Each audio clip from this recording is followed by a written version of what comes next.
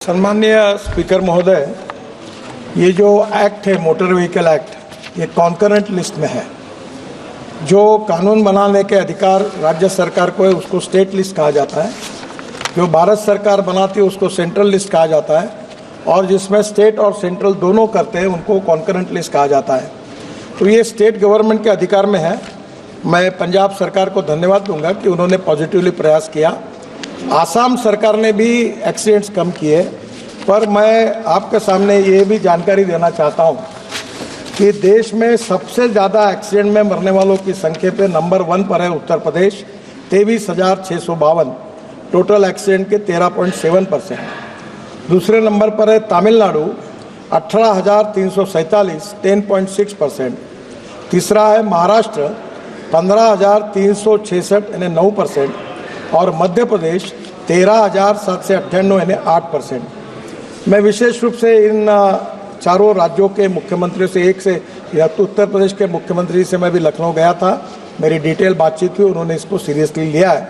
बाकी भी मुख्यमंत्रियों से बात करके इसके लिए कोशिश करेंगे। सिटी जो है भारत की, जिसमें सबसे ज़्यादा लोगों का डेथ होती है, उसमें पहले नंबर पर दिल्ली है।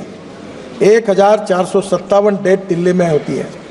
बेंगलोर में 915, जयपुर में 850, और मैं ये मानता हूँ कि इसके लिए रोड इंजीनियरिंग, ऑटोमोबाइल इंजीनियरिंग, ये 2 चीज़ें महत्वपूर्ण हैं।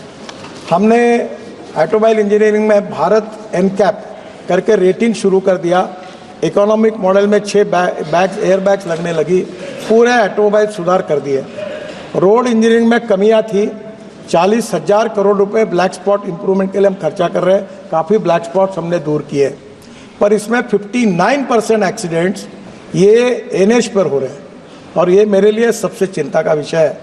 और इसका कारण जो है कि जो डिटेल प्रोजेक्ट रिपोर्ट बनता है तो हमारी सिस्टम ऐसी कि जो लोवेस्ट आता है उसके गले में माला पहनाते हैं, और इतने घटिया क्वालिटी के वो डीपीआर बनाते हैं, और जिसके कारण फिर आगे फ्यूचर में ये प्रॉब्लम आते हैं। तो अभी हमने ये सिस्टम को भी, जो लोवेस्ट वाली बात थी, उसको बदल कर उसका भी हम रेटिंग कर रहे हैं, कॉन्ट्रैक्टर का भी रेटिंग कर रहे हैं और डीपीआर वालों का भी कर रहे हैं। और अभी तो मैं रोज़ 4-4, 5-5 कॉन्ट्रैक्टर, कल ही मैंने 5 लोगों को ब्लैक लिस्टेड कर दिया।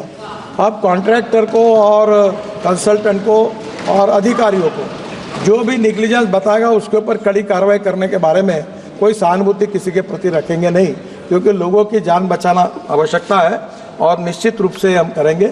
एक इम्पॉर्टेंट चीज़ है कि देश में 18 लाख ड्राइवर्स की कमी है, और ये जो एक्सीडेंट हुए हैं इसमें जिनके पास ड्राइविंग लाइसेंस नहीं था, और जो आजकल क्या बताए अध्यक्ष महोदय, हमारे देश में ट्रेलर और ट्रक पर जो कंडक्टर होता है वो चुपचाप ड्राइविंग सीख के वो चलाना चालू कर देता है।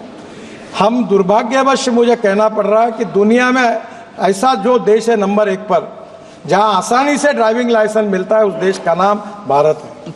हम इसको सुधार रहे हैं, स्टेट गवर्नमेंट के सहयोग से इसको काफ़ी स्ट्रिक्ट करने की कोशिश कर रहे हैं, और मेरा विश्वास है कि भी हमने एक तय किया है कि मैं सब मेंबर साहब को आह्वान करूंगा कि मैं आपको driving centre, driving training centre और फिटनेस सेंटर हर जिले में, हर तालुका प्लेस पे एक शुरू करने की योजना हमने बनाई है। उसमें आर्थिक मदद कर रहे हैं, करीब 75 हमने खोले हैं, अभी हमको 1000 खोलने के हैं।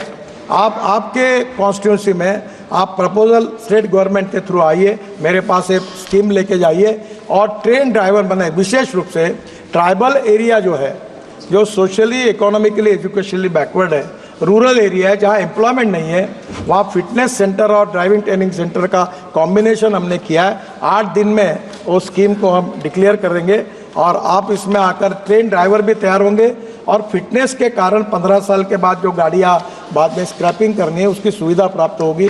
दोनों में आपके कॉन्स्टिट्यूंसी में इस उपक्रम के लिए आप सहयोग करें, ये भी मैं अनुरोध करता हूँ। श्री गौरव गोगोई जी। सम्माननीय स्पीकर महोदय, मैं उनकी भावना को समझता हूँ, और मैंने 11 साल हुए इस मिनिस्ट्री में। स्वीडन ने 0 किया है, नो एक्सीडेंट। बहुत से देशों ने रिकॉर्ड किया। मैं जब वर्ल्ड कॉन्फ्रेंस में जाता हूँ तो मुंह छुपाता हूँ, क्योंकि सबसे गंदा रिकॉर्ड अगर वर्ल्ड में किसी का है तो हमारे देश का है। और मैं आपको बहुत ट्रांसपेरेंट हूँ, इसलिए सीधी बात बता देता हूँ कि मैंने ये कहा था कि 2024 समाप्त होने के पहले 50% डेथ और एक्सीडेंट हम कम करेंगे।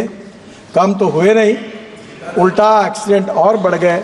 और ये एक ही सब्जेक्ट है कि जिसमें हमारे डिपार्टमेंट को सफलता नहीं मिली। उसके वेरियस रीजंस हैं। मैं आपको यही बताता हूँ कि जब तक समाज का सहयोग नहीं मिलेगा, ह्यूमन बिहेवियर नहीं बदलेगा, कानून के प्रति सम्मान पैदा नहीं होगा, तब तक ये मुश्किलें हैं। आप सबके सहयोग से पहला तो टारगेट हमारा फेल हो गया और उसको स्वीकार करने में मुझे कोई संकोच नहीं है, क्योंकि सच्चाई है। पर इसके बाद फिर हम तेज़ी से और काम तो लगे आपके सहयोग से। हम निश्चित रूप से आगे कोई टारगेट तो तय नहीं किया, पर कम करने की लगातार कोशिश करते हैं। और मैं इसलिए संवेदनशील हूँ कि मैं एक एक्सीडेंट का भुक्तभोगी हूँ।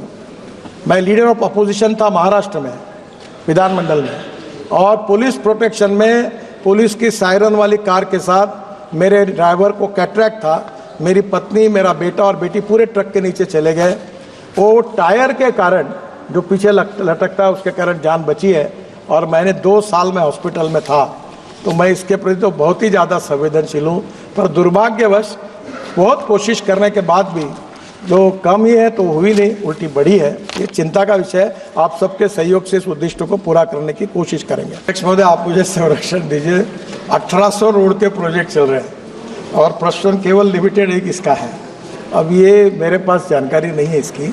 वैसे जनरली थोड़ी बहुत जानकारी होती है, पर मैं महाराष्ट्र में इतना ही बताऊंगा कि 3 साल से 23 प्रोजेक्ट पेंडिंग है महाराष्ट्र में, और 103 ईयर में 18 प्रोजेक्ट है, 1 साल में 37 प्रोजेक्ट है, टोटल 78 प्रोजेक्ट्स है। और प्रॉब्लम्स है सर, तो मैं उनको इतना ही विश्वास दिलाऊंगा कि इसमें से जल्दी होने की कोशिश करेंगे। और इसका परमाणु का डिटेल आप मुझे मिलिए, मैं जानकारी लगूंगा।